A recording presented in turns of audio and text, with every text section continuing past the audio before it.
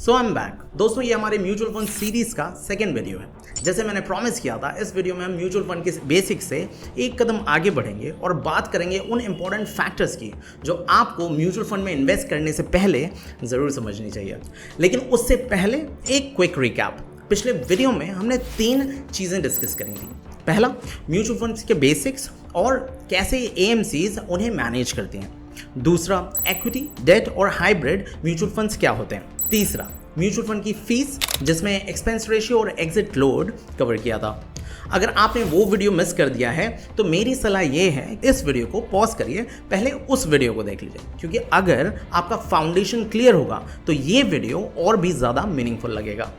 With that said, चलिए समझते हैं इस वीडियो में हम कौन सी 3 चीज़ें समझने वाले हैं। पहला, NFO क्या होता है और इसके इन्वेस्टिंग बेनिफिट्स क्या होते हैं। दूसरा, NAV क्या होती है। इस सेगमेंट में हम सिंप्लीफाई करेंगे NAV को और इससे जुड़ी कुछ मिसअंडरस्टैंडिंग्स को। तीसरा, हम समझेंगे म्यूचुअल फंड्स यूनिट क्या होती हैं और ये NAV के साथ कैसे लिंक्ड होती हैं। दोस्तों ये तीनों ही फैक्टर्स आपके म्यूचुअल फंड इन्वेस्टिंग जर्नी के फाउंडेशन को और स्ट्रॉन्ग बनाएंगे। तो अगर आप उन लोगों में से हैं जिनको डेप्थ में जाके चीज़ें समझना पसंद है तो ये वीडियो स्पेशली आपके लिए है। और हाँ, अगर आपको ये वीडियो पसंद आए और आपको लगे कि इस वीडियो ने आपके लिए कुछ भी वैल्यू क्रिएट करी है तो इस चैनल को सब्सक्राइब ज़रूर करिएगा और इस वीडियो को लाइक ज़रूर कर दीजिएगा। तो चलिए बिना टाइम वेस्ट किए शुरू करते हैं। तो सबसे पहला question, what is NFO? NFO यानी न्यू फंड ऑफर। जब कोई म्यूचुअल फंड कंपनी यानी AMC, एसेट मैनेजमेंट कंपनी, एक नया म्यूचुअल फंड लॉन्च करती है, उस लॉन्च को बोला जाता है NFO। ये बिल्कुल वैसे ही है जैसे स्टॉक मार्केट में IPO होता है, इनिशियल पब्लिक ऑफरिंग। डिफरेंस बस इतना है कि IPO में एक कंपनी अपने शेयर्स पब्लिक को ऑफर करती है और वहीं NFO में AMC आपको म्यूचुअल फंड के यूनिट्स ऑफर करती है एक फिक्स्ड प्राइस पर, जो मोस्टली इस केस में 10 रुपये पर यूनिट होता है। बेसिकली ये AMC के लिए एक तरीका होता है पब्लिक से पैसा रेज करने का, जिससे वो स्टॉक्स, बॉन्ड्स और अलग अलग एसेट्स में इन्वेस्ट करते हैं। तो दोस्तों ये तो था NFO के बारे में, वो क्या होते हैं, लेकिन NFO से इन्वेस्टर्स को क्या फ़ायदा होता है। ऑनेस्टली मेरे हिसाब से NFO इन्वेस्टर्स के लिए कोई स्पेशल बेनिफिट नहीं लाता, बस एक साइकोलॉजिकल कंफर्ट होता है, क्योंकि इसका स्टार्टिंग NAV या कॉस्ट पर यूनिट 10 रुपये होता है। इसलिए इन्वेस्टर्स के लिए ये एक इजी एंट्री पॉइंट होता है। अब जो लोग NAV और यूनिट से कंफ्यूज हो रहे हैं वो प्लीज़ थोड़ा सा पेशेंस रखिए, क्योंकि इस वीडियो के अगले सेगमेंट में हम इन्हीं के बारे में डिटेल में बात करेंगे। लेकिन उससे पहले इस NFO के चैप्टर को हम थोड़ा सा और खुलकर समझ लेते हैं। अब यहाँ पर एक और बहुत ही इंटरेस्टिंग फैक्टर है जो आई एम श्योर बहुत सारे व्यूअर्स भी सोच रहे होंगे। NFO तो एक नया फंड है, इसका कंपनी के IPO की तरह कोई हिस्टोरिकल बैकग्राउंड तो होता नहीं है, ना ही इसका कोई P&L स्टेटमेंट होता है, ना बैलेंस शीट और ना कोई कैश फ्लो के रिकॉर्ड्स। तो NFO को कैसे एनालाइज करें ये मैं आपको बताऊंगा, लेकिन उससे पहले एक छोटा सा फन चैलेंज। कमेंट करके बताइए AUM का फुल फॉर्म क्या होता है। इस टर्म को मैं आगे इस वीडियो में आपसे डिस्कस करने वाला हूँ। मज़ा आएगा अगर आप भी थोड़ा सा और इंटरेक्ट करेंगे, तो प्लीज़ कमेंट करके इन्वॉल्वमेंट ज़रूर दिखाइएगा। तो चलिए आगे बढ़ते हैं। देखिए, जब AMCs NFO लॉन्च करती हैं तो उससे रिलेटेड एक डॉक्यूमेंट भी पब्लिश करती हैं, जिसे कहते हैं SID यानी स्कीम इंफॉर्मेशन डॉक्यूमेंट। इस डॉक्यूमेंट्स में वो सारी NFO के बारे में डिटेल्स होती हैं, जैसे फंड का नाम और टाइप, फंड इक्विटी है, डेट है या हाइब्रिड है, इन्वेस्टमेंट ऑब्जेक्टिव क्या है उस फंड का, रिस्क फैक्टर्स क्या है, expense ratio and exit load कितना है, मिनिमम इन्वेस्टमेंट रिक्वायरमेंट कितनी है। किसी भी फंड की एक मिनिमम इन्वेस्टमेंट रिक्वायरमेंट होती है, वो क्या है। उसके बाद इन्वेस्टर ग्रीवांस रिड्रेसल डिटेल्स और सबसे इंपॉर्टेंट रिस्कोमीटर, जो विजुअली बताता है कि फंड लो है या हाई रिस्क है। हर इन्वेस्टर को NFO में इन्वेस्ट करने से पहले SID को केयरफुली ज़रूर पढ़ना चाहिए। तो दोस्तों लगे हाथों मैं आपको ये भी बता देता हूँ कि NFO 2 तरह के होते हैं। पहला, ओपन एंडेड फंड्स। जैसे नाम से ही समझ में आ रहा है, ओपन एंडेड मतलब ये हमेशा खुला होता है for entry and exit both. इसमें लिक्विडिटी की कोई प्रॉब्लम नहीं होती, आप कभी भी इसे बेच सकते हो और AMC आपसे कभी भी बायबैक कर लेती है, तो इसका कोई लॉक इन पीरियड नहीं होता। ये मोस्टली उन रिटेल इन्वेस्टर्स को सूट करता है जो अपने इन्वेस्टमेंट को एक टाइम ड्यूरेशन में बांधना नहीं चाहते।